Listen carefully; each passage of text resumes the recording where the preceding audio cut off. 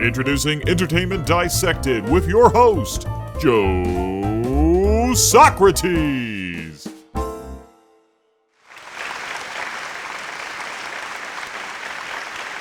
Welcome to ED, the show where we stick it to the man. Heck, tonight we're going to stick it to all men. Charlie's Angels stumbled out of the gate with a box office figure that makes Terminator Dark Fate look like, Terminator okay opening, netting a mere $8 million in change.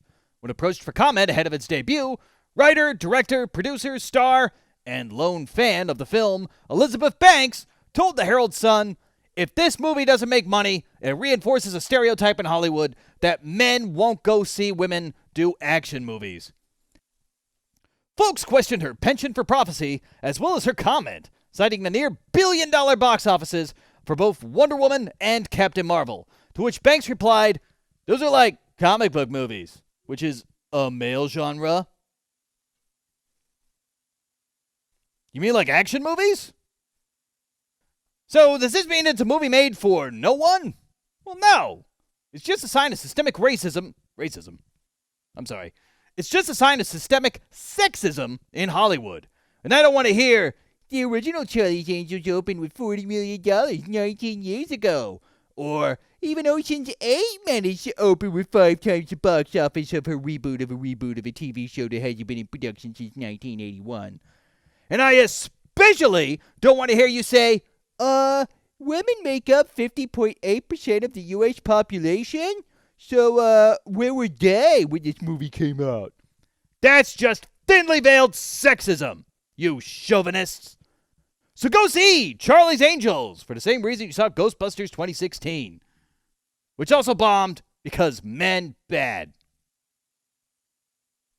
And even more sexist movie news, Joker, a film led by a white male, became the first R-rated movie in history to score $1 billion in the international box office.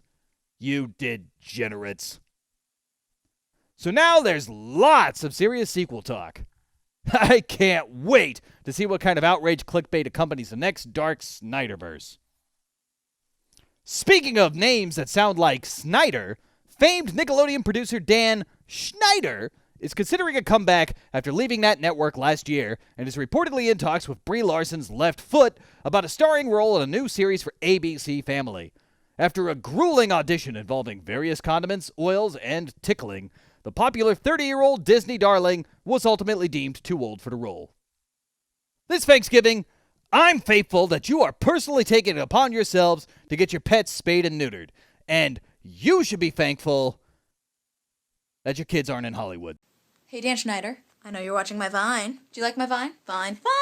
Look what you've done to me. So that's your Entertainment Dissected for the week.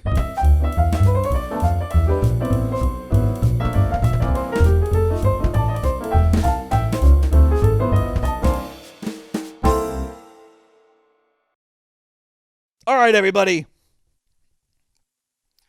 Make like a pilgrim and go make someone's life miserable. Blah.